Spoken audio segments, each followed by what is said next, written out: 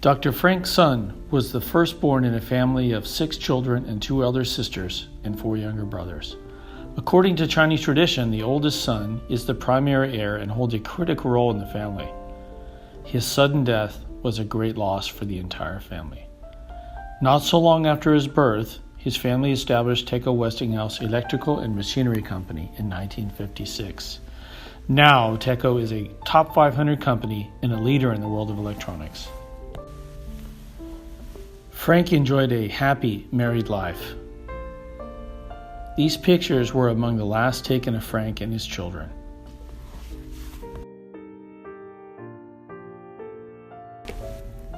I now know my short lifetime was God's grace, for I was especially chosen to carry out His mission, not alone, but with you and many other Harvard graduates collectively, just like Paul in Acts 20:24. However, I consider my life worth nothing to me. My only aim is to finish the race and complete the task the Lord Jesus has given me, the task of testifying to the good news of God's grace. I was extremely lucky to enter Harvard University to meet with the world's best professors who opened my eyes to see the meaning of life. It is not power or strength, but the mission to do good to others that brings meaning.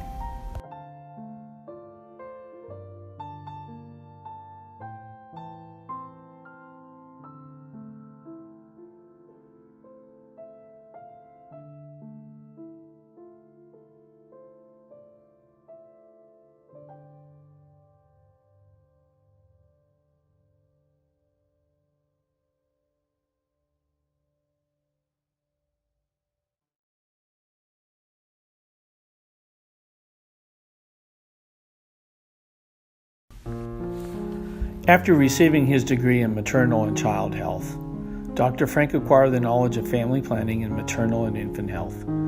These skills were applicable across public health disciplines such as planning, research, monitoring, and advocacy. His philosophy for life: dedication to work. Leadership is a matter of intelligence, trustworthiness, humaneness, courage, and discipline. And gratefulness, thus dedication to serve the country. Shuili is located in the middle of Taiwan in a mountainous area of Nantou. This area is mainly inhabited by the Aboriginal peoples of Taiwan. These people made their lives through agriculture, tea production, wood carving handicrafts, winery, pottery, and dried sweet fruits. In the region is the famous snake kiln, where people burn timber to heat the kiln for pottery production. Unfortunately, with the downfall of the economy in Shuili, the ceramic vats and vegetable potteries made in the snake kiln were replaced by durable plastics. This long drawn-out economic recession brought the district of Nantou to the verge of bankruptcy. The snake kiln owner, Mr. Lin Guolong, was worried about the outcome of his pottery factory. Dr. Frank7 suggested him to protect the cultural heritage of the snake kiln and transform the factory into a tourist attraction. In 2008, this snake kiln was registered under the protection of the World Cultural and Natural Heritage UNESCO. This is a great success story of the cultural sustainability of the Shuili community. The industrialization brought prosperity again to the Nantou district. The major contribution led to this and the establishment of the Mingtan Water Dam and its hydroelectric power plant in Shuili. The chief engineer of the project, Mr. Peng Hui Sun, told us it was a small thing and not to talk too much about it. To our surprise, it turned out to be the sole environmentally friendly clean energy plant in Taiwan and is ranked 9th in the world among pump storage hydropower plants. This humbleness is our Sun family's tradition. An experienced engineer will utilize his profound knowledge of technology to bring benefits to nature and to mankind. Leaders expect the best from themselves and inspire others to do the right thing. They set direction, build an inspiring vision, set priorities, and create something new.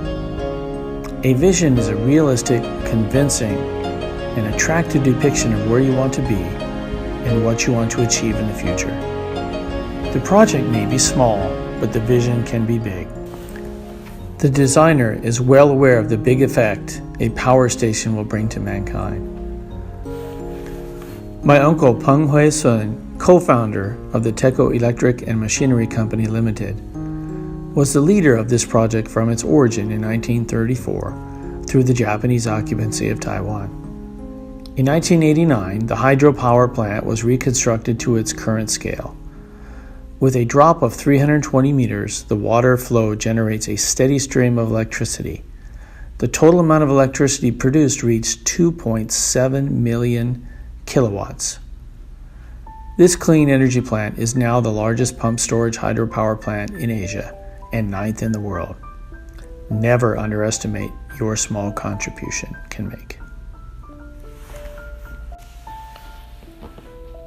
Frank's philosophy: suffering will not be forever, and the dark tunnel is followed by the light. Keeping this perspective can change your mind and spirit. Success comes from big vision and good leadership.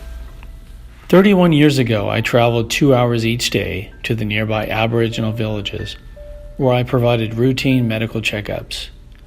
Not only poverty was a problem, but the public transportation was not available. Medical services and the delivery of babies were carried out by tribes in a traditional way.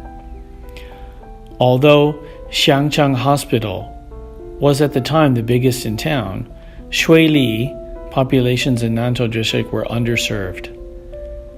To meet the needs of patients at different levels, my hospital provided maternity wards and outpatient equipped services with modern facilities. 30 years ago, Xiangcheng Hospital was the most sought-after hospital in the Nantou district, and I was the only doctor of obstetrics and gynecology. Most clinics and practices were operated by midwives and medically trained assistants. I remember Dr. Sun very well, as my first child, now 31 years old, was delivered by him. I recall the day when my husband and I traveled from distant away village to the Xiangcheng Hospital. I was very scared as the time drew near. I was afraid to die on the way. Finally, we arrived at the hospital. It was 2 a.m. in the morning. We woke up Dr. Sun, and he was very calm and helpful. You know, he had a sense of humor. He said, "Your first child will not come until lunchtime. He prefers to stay in your cozy room for a while. Why not climb up and down the staircase as a morning exercise?" I followed the instruction, and my son arrived at noon, just as Dr. Sun had said. I knew he was a graduate from Harvard University and was the best obstetric doctor in the area. Lucky for me. I came to this area in 1993 to serve Aboriginal villagers, in particular to serve as a physician and pastor. I'm able to speak the Bulong language and familiar with the culture and heritage of this tribe as well. From the elder people in the village, I have heard many positive comments about Dr. Sun. He was handsome, straightforward, and zealous to help people in need. I'm sorry to know that he passed away so young. From the standpoint of healthcare in this remote area, I can see his profession is very much needed. Child and youth healthcare mean a lot to the Aboriginal people. Young women pregnancy rates are high in this culture, and there is a need for professional services. OBGYN is badly needed in this area. If he were to have lived longer, I am sure he would have brought more harmony and health benefits to many families and female patients.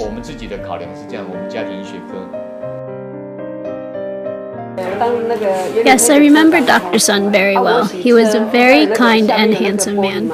30 years ago, I was a conductor on the bus traveling between Taichung and Shuili. I'm a native of Bulong, and I can speak the language and Mandarin. I often translated for Dr. Sun when Aboriginal people came to his clinic. One day I had an accident and my foot was injured very badly. Dr. Sun operated on me immediately, but it also cost me $200. To me, this was unaffordable. He was very generous, and for me and many other patients, he was able to work out a payment plan for each of us, depending on the financial situation of our family. One day, he even gave me money to cook a fish soup for a young mother in my tribe who had malnutrition. Dr. Sun's medical dedication to the Nantou community was profound. Due to poverty, unhygienic living conditions, and alcohol abuse, many accidents occurred in the Nantou district. So he dedicated himself to improving the healthcare in the region. He set up training courses to enable natives to learn and acquire medical knowledge. He informed of environmental issues and of disease prevention. Frequent visits to care for families with small children and women who happen to be pregnant was his regular routine. He provided health and hygienic information booklets, treated cases of depression, osteoporosis, cancer, TB, and to ensure consultation and prevention services were available to those who needed it. My name is Sarum. I'm from the Bulong tribe, and I'm just a medical helper in this practice. I did not have a chance to receive higher education as I had to help my family household and raise my siblings. I used to help out in a restaurant and cut pineapples. I worked in a weaving company for a small wage and performed dancing for tourists who came to visit our tribe. It seems women do not have any value except for bearing babies. So I was very happy to come to work for Dr. Lin's clinic, where I have learned to help people. It would have been very good to have the chance to learn under Dr. Sun's guidance to acquire knowledge of maternal and child care to establish self-esteem and respect for others. I am sure a healthy mother will have a happy child and a happy family life.